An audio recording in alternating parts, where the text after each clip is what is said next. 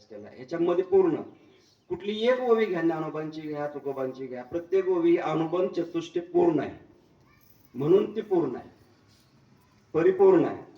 या अभंगाचा अनुबंध चतुष्टय कसा आहे? अनुबंध चतुष्टय म्हणजे 4 अधिकारी असतात. एक अधिकार, अधिकारी, विषय, प्रयोजन आणि संबंध असे 4 असतात. आता या अभंगाचा विषय काय आहे? या अभंगाचा विषय आहे मागणी, ईश्वराकडे भक्ताने मागितलेली मागणी. या अभंगाचे अधिकारी कोण आहेत? या अभंगाचे अधिकारी हरीचे दास आहेत महाराज. या अभंगाचे अधिकारी हरीचे दास आहेत. आणि प्रयोजन काय आहे? तर प्रयोजन विष्णुदासांचं कल्याण इच्छिलेलं आहे, हे प्रयोजन आहे. संबंध कोणाचा आहे? मागणारे आणि देणारे यांचा संबंध आहे. आणि या सर्व दृष्टीने जर विचार केला तर हा अभंग परिपूर्ण आहे अनुबंध चतुष्टयाच्या दृष्टीनं. या अभंगाची परिपूर्णता ही दररोज आपण म्हणतो पसायदानामध्ये यावरच अवलंबून आहे. आता या अभंगामध्ये मागणी केलेली आहे. मागणी, संतांची मागणी वेगळी आणि सामान्य जनांची मागणी वेगळी असते. एकदा ते आपण कथा ऐकलेलीच आहे सावित्रीची. सत्यवान आणि सावित्री. सत्यवानाचा जीव परत आणण्यासाठी सावित्री स्वर्गापर्यंत गेली. तिचा अधिकार होता, पतिव्रता होती. आणि त्या यमानं म्हणलं तुला काय मागायचं ते माग, मी प्रसन्न झालो. त्यावेळी जे वाक्य सावित्रीनं मागितलं, एकच वाक्य मागितलं आणि त्या तशी मागणी असावी असं संतांचं म्हणणं आहे.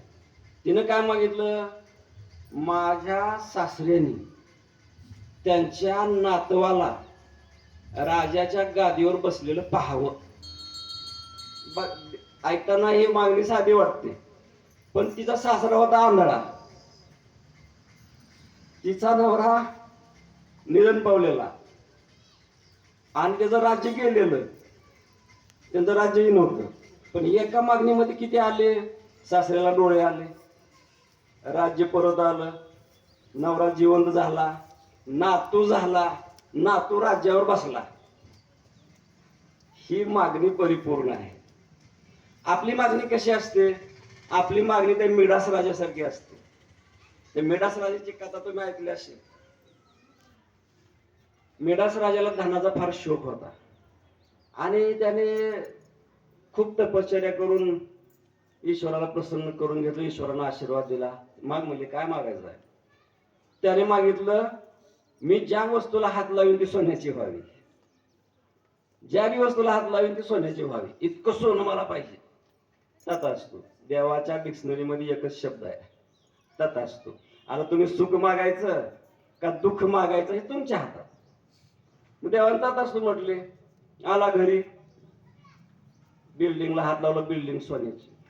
ताटाला हात लावला, ताट सोन्याचं. दरवाजाला हात लावला, दरवाजा सोन्याचा. क्वाटला हात लावला, क्वाट सोन्याचा. जिकडं बघावं तिकडं हात लावी ते सोनच. आणि एवढ्यामध्ये त्याची लहानशी परी, छोटी मुलगी, कन्या धावत धावत आली आणि तिने बाबाला मिठी मारली.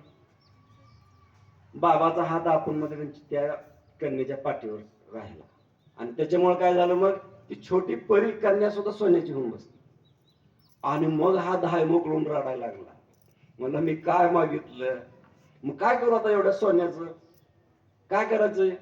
आणि त्याला पश्चाताप झाला. त्याने नंतर मग पुन्हा तपश्चर्या केली, पुन्हा वर मागून घेतला, मला काहीच नको, माझी मुलगी दे, मला काहीच नको. आपलं समाधान कशात आहे हे जोपर्यंत आपल्याला कळत नाही तोपर्यंत देव जरी प्रसन्न झाला तरी त्याला काय मागावं हे आपल्याला कळत नाही. आता आपण नेहमी संतांचं अनुकरण करावं, संतांचा अभ्यास करावा. संतांनी काय मागितलं असेल तसं जर अनुकरण आपण केलं, पण आपण अनुकरण करतो, अनुशीलन करत नाही. अनुगमन म्हणजे मागून जाणे, अनुकरण म्हणजे जसे तसं करणे, आणि अनुशीलन म्हणजे हेतू लक्षात घेऊन, उद्देश लक्षात घेऊन तशी कृती करणे. आपण अनुशीलन केलं पाहिजे. म्हणून ज्ञानोबा म्हणतात, मनाच्या कानी ऐकावे, बोल बुद्धीच्या डोळा पहावे, ते साठोवाटी घ्यावे चित्ताची. माझं ऐकू नका म्हणते ते, तुमच्या मनाच्या कानानं ऐका, बुद्धीवर घासा आणि चित्ताला पटलं तर घ्या. म्हणून आपण